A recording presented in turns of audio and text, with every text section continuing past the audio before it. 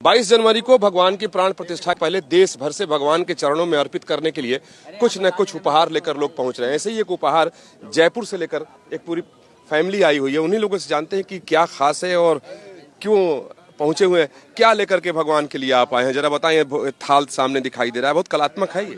जी, हम ये चांदी का बना हुआ भोग थाल जिसमें 4 कटोरे हैं और एक कलश है, ये हमने मंदिर के अधिकारियों के समक्ष रखा और उन्होंने हमें अभी अभी ये न्यूज़ दी है कि 22 तारीख को रामलला जी की मूर्ति के सामने इसी में भोग लगेगा।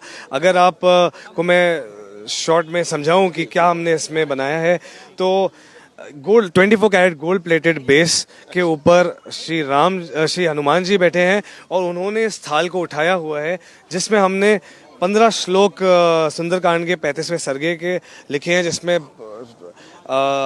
श्री राम जी के बारे में हनुमान जी ने जो सीता मैया को एक्सप्लेनेशन दिया था, उनका डिस्क्रिप्शन दिया था, वो हमने इसमें दर्शाया है। आप हर बोल को देखेंगे तो हर बोल में 21 कमल की पंखुड़ियां हैं, जीवन के 21 पहलुओं को दिखाती हैं। इसी सोच एकदम सही आप बोल रहे हैं। और अगर ये 4 बोल का अपन टोटल करते हैं तो 84 पंखुड़ियां हो जाती हैं, जिसका हमारी ओर से एक डिस्क्रिप्शन ये है कि केवल मनुष्य ही नहीं, अगर भगवान के दिए हुए धर्म पे और मार्ग पे हम चलते हैं तो सारी की सारी 84,000 योनियों को सही मार्ग मिलता है और एक अच्छा जीवन व्यतीत करने का अवसर प्राप्त होता है।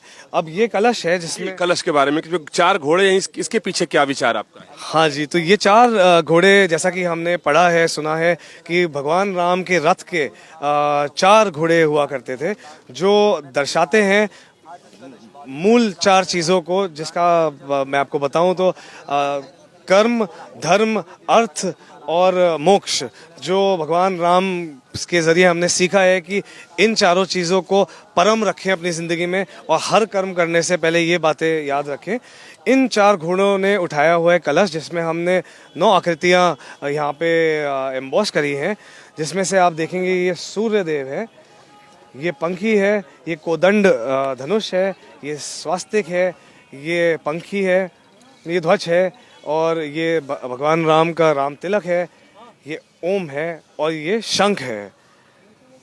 इस तरीके से ये भोग थाल बना हुआ है। और सबसे बड़ी बात है कि आप देखें इसके अंदर, मैं आपको बताऊं कि चूंकि भगवान सूर्यवंशी थे, तो मुझे लगता है कि शायद उसी को ध्यान में रखते हुए इस बीच थाल में भगवान सूर्य को बनाया गया है। यहाँ भगवान राम, माता सीता हैं और ये 10 तुलसी के 10 पत्तियां बनाई गई हैं। चूंकि भगवान विष्णु को, भगवान राम को वैष्णव है, तो तुलसी की पत्ती बहुत ही प्रिय है और 10 अवतारों को दिखाता है। साथ ही इसमें सुंदरकांड से लिए गए श्लोक भी इसमें लिखे गए। यही थीम है पूरा। हाँ जी, एक आपको और एक हम अपनी कला दिखाए पाए जो इसमें हमने इनग्रेव किया है। अपन ने कहानी सुनी है कि गिलहरी के स्नेह से श्री राम ने 3 उंगलियां फेरी थी पीठ पे, तो 3 लाइनें सफ़ेद हमेशा रह गई, आज भी दिखती हैं।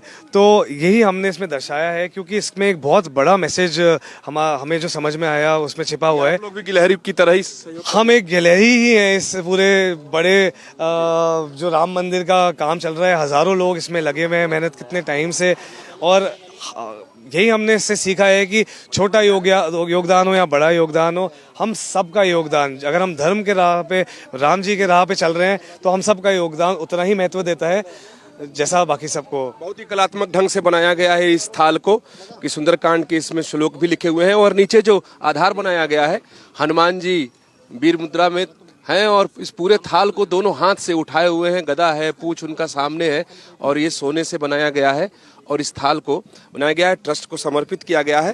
और जैसा इन्होंने इस तरह की जानकारी दी कि इसी थाल में भगवान को 22 तारीख को भोग लगेगा, तो इसी तरीके से भगवान के लिए तमाम उपहार अयोध्या पहुंच रहे हैं और ट्रस्ट ऑफिस में उसको स्वीकार भी किया जा रहा है।